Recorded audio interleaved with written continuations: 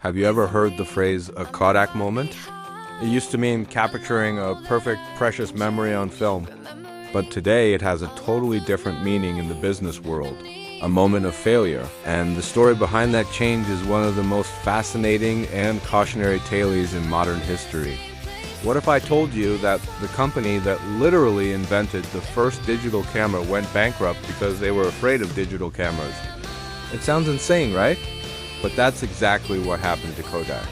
This isn't just a story about a company that got old. It's a story about fear, denial, and the danger of loving your own product a little too much. Let's rewind the clock. For most of the 20th century, Kodak wasn't just a company, it was a cultural icon. If you took a picture, chances are you were using Kodak film. They dominated the market. They had a brilliant business model, often called the razor and blades model. They'd sell their cameras cheaply, sometimes even at a loss, because they knew you'd have to keep coming back to buy their proprietary film and pay for their developing services. It was a money-making machine, a cash cow that seemed like it would never run dry. At its peak, Kodak employed over 145,000 people and was one of the most valuable brands in the world. They were the Google or Apple of their day. Then, in 1975, something incredible happened inside a Kodak lab. A young engineer named Steve Sasson, who was just 24 years old, created a device. It was a strange-looking contraption about the size of a toaster that could capture a black and white image and record it onto a cassette tape. It took 23 seconds to capture one photo, and the quality was a grainy 0.01 megapixels. But it was a miracle. It was the world's first digital camera. So what did Kodak's leadership do when Sasson presented them with this groundbreaking invention? Did they celebrate? Did they immediately pour resources into developing it? No, they basically told him, "That's cute, but don't tell anyone about it." You have to understand their mindset. They looked at this clunky device and saw a threat, not an opportunity. Their entire empire was built on selling film. Every single step of the photography process, from the film roll to the chemicals to the paper for the prints, made them money. A digital camera, which didn't need any of that, was the enemy.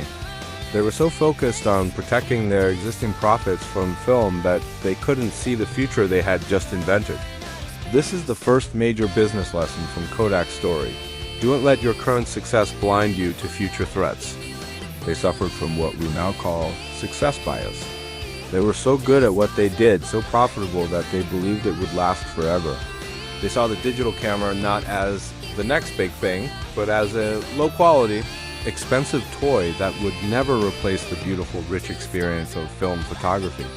They asked themselves the wrong question. They asked, how will this hurt our film sales?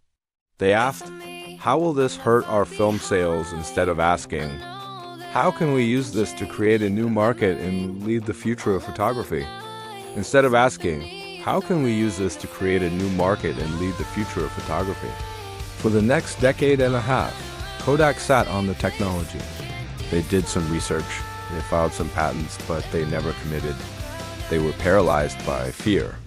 Meanwhile, other companies like Sony and Canon, who didn't have a lucrative film business to protect, saw the potential. They started experimenting, investing, and improving the technology.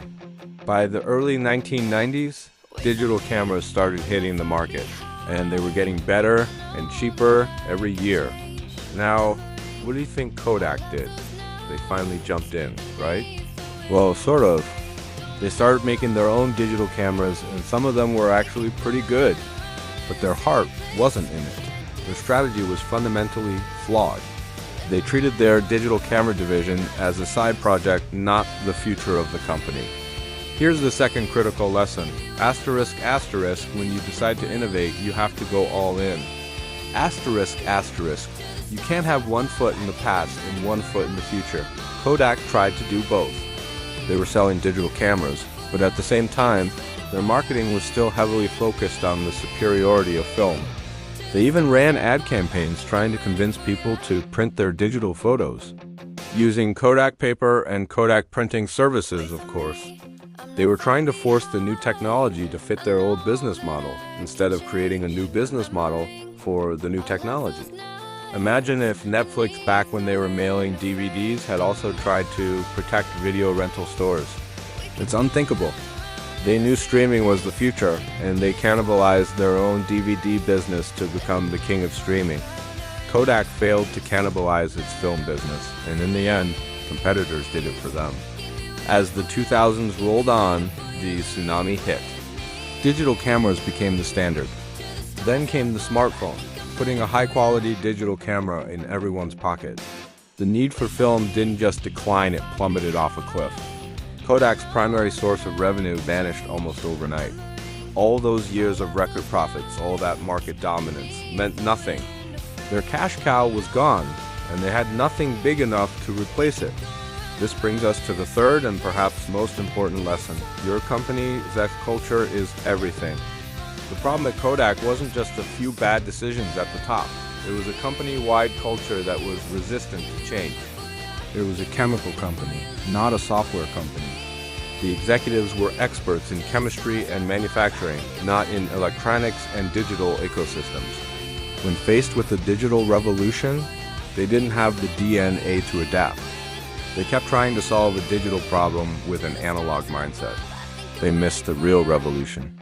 Photography wasn't about prints anymore. It was about sharing. The rise of social media platforms like Facebook and Instagram in the late 2000s was the final nail in the coffin. People were taking more photos than ever before, but they weren't printing them. They were sharing them instantly, online, for free. Kodak completely missed the boat on the social aspect of digital photography. They were so focused on the image capture device that they ignored the image sharing ecosystem. What if they had bought Instagram? It sounds crazy, but at one point it was a possibility. Instead, Facebook bought it for $1 billion in 2012. That same year, Kodak filed for bankruptcy. The fall of Kodak is a tragedy, but it's a powerful lesson for any entrepreneur, business leader, or anyone who wants to succeed in a fast-changing world. You can't protect the past.